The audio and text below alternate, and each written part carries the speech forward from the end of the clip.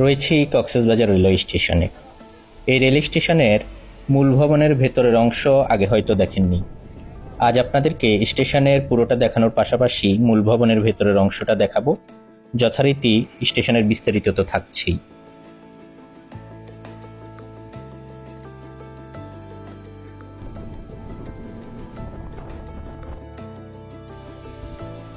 আমরা পর্যটক এক্সপ্রেস ট্রেনে করে ঢাকা থেকে খুব ভোরে রওনা দিয়ে কক্সবাজার রেলওয়ে স্টেশন এসে পৌঁছেছি প্রায় বিকাল ৩টা।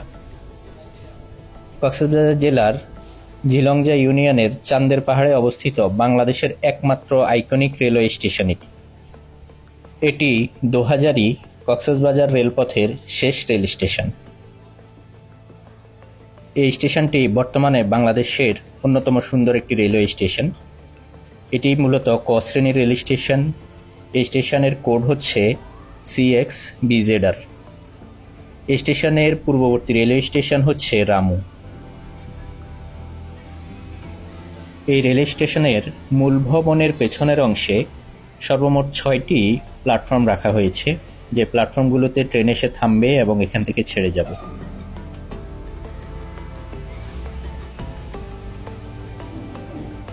শীতাতপ নিয়ন্ত্রিত এই রেল স্টেশনে দৈনিক ৪৬,০০০ মানুষের ধারণ ক্ষমতা রয়েছে।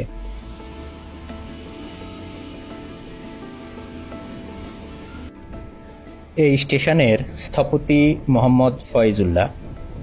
স্টেশনের সৌন্দর্য বাড়াতে মূল ভবনের চারপাশে ব্যবহার করা হয়েছে কাচ এবং ছাদের উপর ব্যবহার করা হয়েছে অত্যাধুনিক স্টিল ক্যানোপি, যার কারণে দিনের বেলা বাড়তি আলো ব্যবহার করার প্রয়োজন হয় না। কলাতলী সমুদ্র সৈকত থেকে মাত্র ৬ কিলোমিটার দূরে অবস্থিত এই রেল স্টেশনটি ২০১৮ সালের জুলাই মাসে এটির নির্মাণ কাজ শুরু হয় এবং ২০২৩ সালের নভেম্বর মাসে এটি উদ্বোধন করা হয়। উদ্বোধন করেন তৎকালীন প্রধানমন্ত্রী শেখ হাসিনা।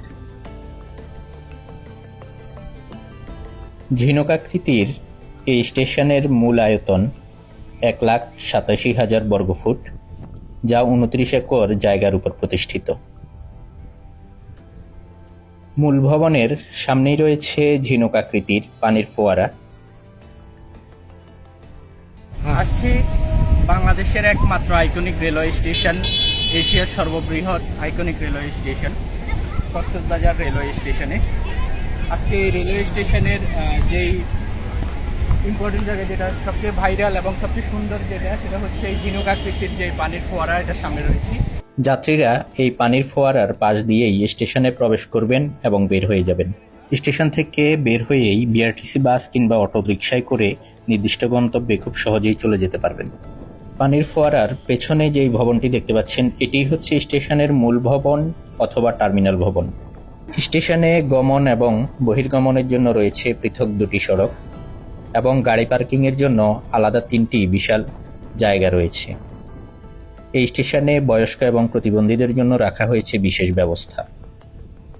এখন মূল ভবনের ভেতরে নিয়ে যাচ্ছি আপনাদেরকে।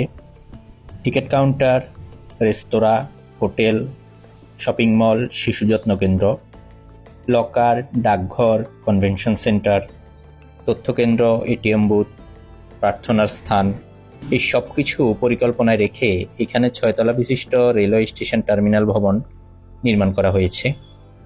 ভবনটির আয়তন প্রায় ১০,০০০ বর্গফুট।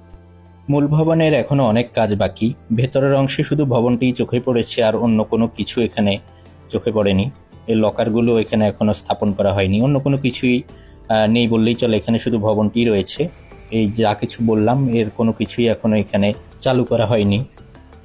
যে কেউ চাইলে রাতের ট্রেনে কক্সবাজার এসে এখানে লকারগুলো চালু হলে লকারে জিনিসপত্র রেখে সারাদিন ঘুরে আবার রাতের ট্রেনে ঢাকায় ফিরে যেতে পারবেন। যতদূর জানতে পেরেছি, এই স্টেশন থেকে সর্বমোট 5টি ট্রেন ছেড়ে যায়। ঢাকার উদ্দেশ্যে ছেড়ে যায় কক্সবাজার এক্সপ্রেস দুপুর ১২টা ৩০-এ এবং পর্যটক এক্সপ্রেস রাত 8টায়। এছাড়া ঈদ স্পেশাল সন্ধ্যা 7টায় চিটাগাংয়ের উদ্দেশ্যে ছেড়ে যায়। ২০০০ কমিউটার 2 8টা 20 মিনিটে চট্টগ্রামের উদ্দেশ্যে ছেড়ে যায় এবং কক্সবাজার কমিউটার দুপুর 2টা 25 মিনিটে চট্টগ্রামের উদ্দেশ্যে ছেড়ে যায়। পর্যায়ক্রমে টুনা এক্সপ্রেস, মহানগর গোধূলী এবং মেঘনা এক্সপ্রেস এই স্টেশন পর্যন্ত বর্ধিত করার পরিকল্পনা রয়েছে। সবাই ভালো থাকবেন, সুস্থ থাকবেন এই কামনায় আজকের মতো বিদায় নিচ্ছি।